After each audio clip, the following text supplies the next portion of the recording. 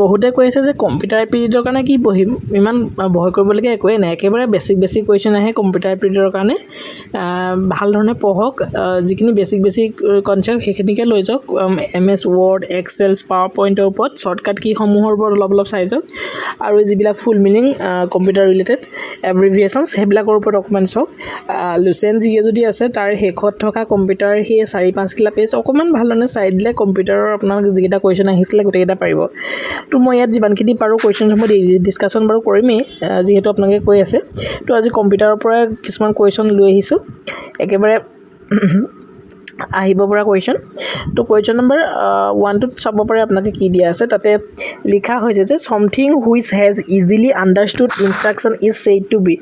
something which has easily understood instruction is said to be কি বুলি কোৱা হয় ইনফৰমেশন বুলি কোৱা হয় নে ইউজাৰ ফ্ৰেন্ডলি বুলি কোৱা হয় নে ওয়াৰ্ড বুলি কোৱা হয় নে আইকন বুলি কোৱা হয় নে নান অফ দ্য দিস তো শুদ্ধটো কি হ'ব option B will be the correct answer user friendly বুলি কোৱা হয় যেটো something which has easily understood যিবিলাক easily understood instruction থাকে তো সেইবিলাক ইউজাৰ ফ্ৰেন্ডলি বুলি কোৱা হয় ইয়াতে পাঁচটাকে অপচন গুছি আহিলে বাৰু এটো বেলেগ কথা Blaise Pascal was introduced Blaise Pascal কি বুলি কোৱা হয় adding machines abacus calculator and difference engines বানান এগিটা কোনটোৰ লগত Blaise Pascal আসলে জড়িত আছিল আমাক হেতু খুদিছে অপচন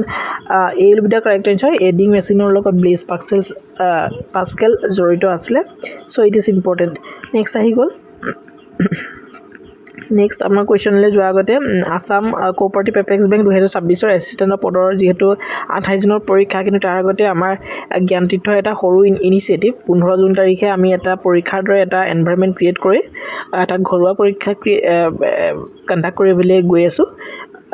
সময়টো এতিয়াও কনফাৰ্ম হোৱা নাই যেহেতু 4টাৰ পৰা 6টা লৈকে আমি লৈছিলো কিন্তু বহুখিনি ক্যান্ডিডেটৰ বহুখিনি এস্পিৰেন্টৰ হেতু সময়ত অকমান প্ৰবলেম আছে সো টাইমটো আজি চেঞ্জ কৰা হ'ব আৰু সেই টাইমটো আমি টেলিগ্ৰাম চেনেলত কৈ দিম কিমান টাইমত লোৱা হ'ব যেহেতু আমাৰ টেলিগ্ৰাম চেনেলৰ প্ৰায় 60 প্লাস এক্সপেৰিয়েন্স এতিয়া জয়েন হৈছে ইতিমধ্যে গতিকে তেওঁলোকৰ মাজতে হ'ব আজি সকলে আমাৰ ই-বুক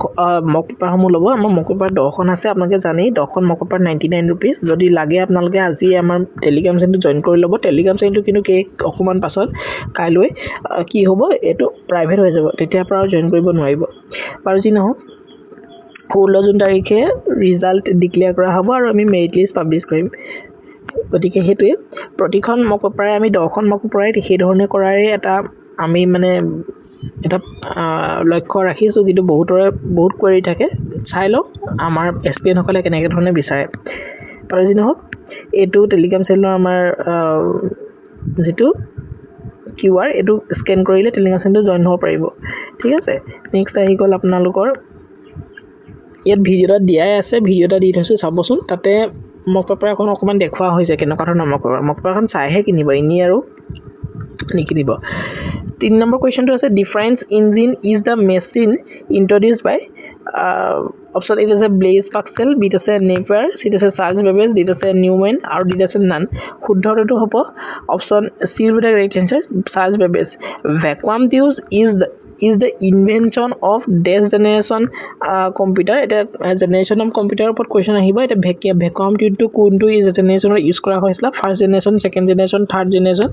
ফোৰ্থ জেনাৰেশন শুদ্ধটো হ'ব ফাৰ্স্ট জেনাৰেশনত ভ্যাকুয়াম টিউব ইউজ কৰা হৈছিল মোস্ট ইম্পৰ্টেন্ট এটো ওপৰত কোৱেশ্চন খুব আহে ফাৰ্স্ট জেনাৰেশনত ভ্যাকুয়াম টিউব ইউজ কৰা হৈছিল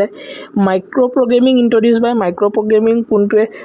ইন্ট্ৰোডিউস কৰিছিল গ্ৰেছ হপাৰ মৰিস উইলিয়াম সকলে আৰু Blaise Pascal আৰু নান শুদ্ধটো হ'ব মাইক্ৰো প্ৰগ্ৰামিং মৰিস উইলছে এটো আৰম্ভ কৰিছিল a port is a connector located on the এটা পৰ্ট এটা কানেক্টৰ হয় লোকেটেড অন দা কোড থাকে মাদাৰবোৰ্ডত থাকে নে ৰেমত থাকে নে সিপিইউ থাকে নে ৰমত থাকে ইয়াতে শুদ্ধটো হ'ব option A will be the correct answer মাদাৰবোৰ্ডত এ পৰ্ট থাকে এটো এটা কানেক্টৰ হয় যত নেকি থাকে মাদাৰবোৰ্ডত এতিয়া ৰেম শব্দটো ইয়াতে দেখিছে ৰেম মানে কি হয় ৰেম মানে হৈছে random access memory full form আহে সিপিইউ মানে কি সিপিইউ মানে আহিব পাৰে সেন্ট্ৰাল প্ৰসেসিং ইউনিট ROM মানে কি আহিব পাৰে ROM ৰিড অনলি মেমৰি তো এই ধৰণৰ এব্ৰিভিয়েশনছ বা ফুল মিনিং সমূহ আপোনালোকে মনত ৰাখিবলৈ চেষ্টা কৰিব নেক্সট আহিলে ALU the ALU and the CU of a computer is jointly known as ALU আৰু CU কোনটো পাৰ্টৰ এটা কম্পিউটাৰ এটা পাৰ্ট হয় সেই পাৰ্টৰ অংশ হয় তো এইটো সিপিইউৰ পাৰ্ট হয় সেন্ট্ৰেল প্ৰসেছিং যদি ইউনিট হয় সেই ইউনিটটো দুটা ভাগ হৈছে এএলইউ আৰু সিইউ এএলইউ মানে হৈছে এৰিথমেটিক লজিক ইউনিট আৰু সিইউ মানে হৈছে control unit so these are important ঠিক আছে 8 নম্বৰ কোৱেশ্চনটো আছে full form of the PSU full ফৰ্মটো which is an internal component used to supply the power ফুল ফৰ্মটো সুধিছে PSU ফুল ফৰ্মটো যেটো এটা ইন্টাৰনেল কম্পোনেন্ট হয় used to supply the power তো PSU মানে হৈছে পাৱাৰ সাপ্লাই ইউনিট নে পাৰ্মানেন্ট সাপ্লাই ইউনিট নে প্লেসমেন্ট সাপ্লাই ইউনিট নে প্ৰগ্ৰামেবল সাপ্লাই ইউনিট অপচন গিলা দেখি গমে পাইছে option A will be the correct answer power supply unit of শুদ্ধ উত্তৰ next আহিলে 9 number question in which generation microprocessor was introduced microprocessor কোনটো জেনাৰেশনত আহিছে এটা চক ভ্যাকুয়াম টিউব টু আহি গল ফাৰ্স্ট জেনাৰেশনত এটা মাইক্ৰোপ্ৰসেসৰ আহিছে আপোনালোকৰ ফোৰ্থ জেনাৰেশনৰ মাইক্ৰোপ্ৰসেসৰ ইউজ কৰা হৈছিল option D will be the correct answer next 10 নম্বৰ কোৱেশ্চনটো অকমান বেলেগ কোৱেশ্চন এটা যত নেকি অক্টেল নাম্বাৰৰ পৰা আপোনাক বাইনাৰি নাম্বাৰলৈকে নিবলৈ কৈছে এটো বহুত বেছি ইম্পৰ্টেন্ট এটা কনসেপ্ট হয় এই কনসেপ্টৰ ওপৰত কোৱেশ্চন আহা দেখা যায় বিশেষকৈ বাইনাৰিৰ পৰা অক্টেললৈ নিবলৈ বা অক্টেলৰ পৰা বাইনাৰি নিবলৈ এতিয়া আমি অক্টেলৰ পৰা বাইনাৰি নিয়াটোকে শিকিলো এখন টেবুল আছে আমি টেবুলখন দেখাই দিও টেবুলখন আচলতে এনেকুৱা ধৰণৰ হয় ইয়াতে আমি যদি অক্টেল বুলি ধৰো আৰু এফালে যদি বাইনাৰি বুলি ধৰো ইয়াতে এনেকৈ ধৰণে আমি টেবুলখন বনাই লৈছো দেই 1 2 3 4 5 6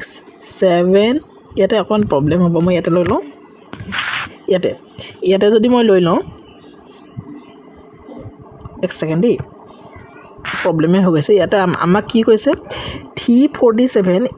এই ওয়াৰ্ডটো এই 347 ক আমি এটো এটা অক্টেল নাম্বাৰ 347 টো অক্টেল নাম্বাৰ এটো অক্টেল নাম্বাৰ তাৰ মানে আমি এটো এনেকে ধৰণে লিখিব পাৰো যে অক্টেলৰ 8 টো তলত দিব পাৰো আৰু ইয়াক আমি বাইনাৰি নিব লাগে বাইনাৰি মানে তলত 2 থকাটা আনিব লাগে তো এটো কেনেকৈ কৰিম তো এটো কৰিবলৈ আমি এখন টেবুল বনাই লম ইয়াতে আমি টেবুল এখন বনাই লম নাম্বাৰটো আছে 347 ক নিব লাগে যেহেতু এটো লিখি থৈছো টেবুল এখন বনাই লম ইয়াতে অক্টেল থাকিব আৰু ইয়াতে থাকিব বাইনাৰি ঠিক আছে বাইনাৰি এতিয়া টেবুলখন এনেকুৱা ধৰণৰ হ'ব ঠিক আছে ইয়াতে অক্টেল নাম্বাৰ যদি 0 হয় 1 হয় 2 হয় 3 হয় 4 হয় 5 হয় 6 হয় 7 হয় আৰু 8 এটো লিখো দেই 8 হয় 9 হয় কি হ'ব তেতিয়াহলে আমি ইয়াতে এনেকে ধৰণে লিখি লৈছো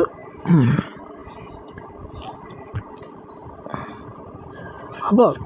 ইয়াতে এনেকে ধৰণে আলগিডাল পাইলত এতিয়া অকমান বেছি ক্লিয়াৰ হ'ব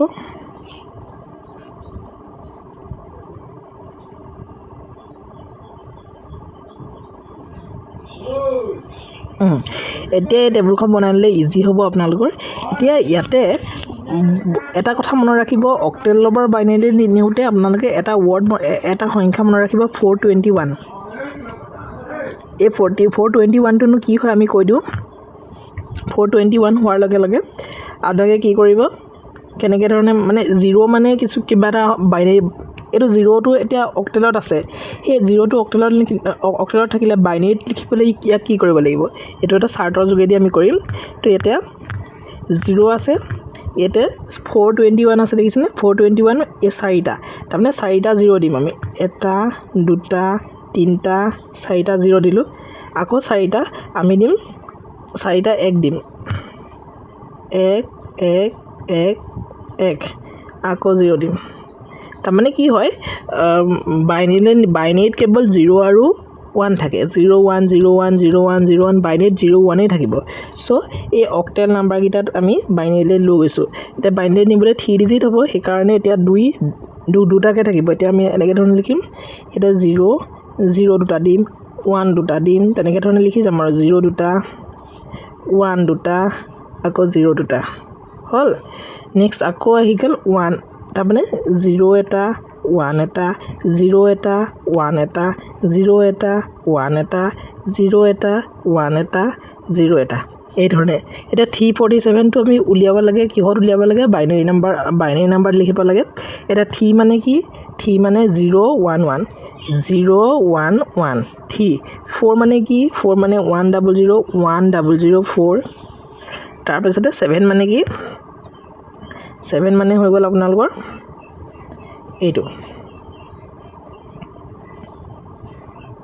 তো 1 আসলে দেই এটা 0 আসলে 111 এইটোৱে হ'ব বাইনাৰি নাম্বাৰ 347 বাইনাৰি নাম্বাৰ হ'ব এইটোৱে কিবা খেলিবেলি হ'ল দিব আপোনালোকে খেলিবেলি পাইছে দেখি কিন্তু মই যিখিনি কৈছো এইটোৱে শুদ্ধ আৰু এই চাৰ্টখন মন ৰাখিলে আপোনালোকে অক্টেলৰ পৰা বাইনাৰি নিবলৈ আহিলে যি কোনো ধৰণৰ কোৱেশ্চনেই কৰিব পাৰিব ঠিক আছে মই ইয়াত এনে ধৰণে লিখা কাৰণে প্ৰবলেম হৈছে বাৰু মই বহিত লিখি পিনি বুজালে বেছি ভাল ধৰণে বুজিব পাৰিব বাৰু যি নহওক এটা শুদ্ধটো হ'ব 01111001111 0110011 এতিয়া ইয়াতে আমি চাম শুদ্ধটো 0110011 এইটো আনসাৰ ভুলকে আছে দেই আনসাৰ ভুলকে আছে অপচন বি টো হ'ব শুদ্ধটো তো ইমানে আসলে 10টা কোৱেশ্চনকে ডিসকাশন কৰিলো বৰ বেছি কোৱেশ্চন ডিসকাশন কৰা নাই কম্পিউটাৰ এৱাৰনেছৰ আমি কোৱেশ্চন সমূহ এনে ধৰণে আলোচনা কৰিম আৰু একেবাৰে বেছিক কনসেপ্ট বিলাক আহিব আজি বাৰু অকমান বেছি ভিতৰলৈ সোমাই গলো বাট এইকিটা কোৱেশ্চনো ইম্পৰ্টেন্ট কাৰণে লৈ আহিলো গতিকে অকমান চাগে টাফ কতে লাগিলে বাট ষ্টিল ইয়াৰ পাছত খুব সুন্দৰ কনসেপ্ট কিছুমান আছে যিবিলাক আপোনালোকে ইজি পাব ঠিক আছে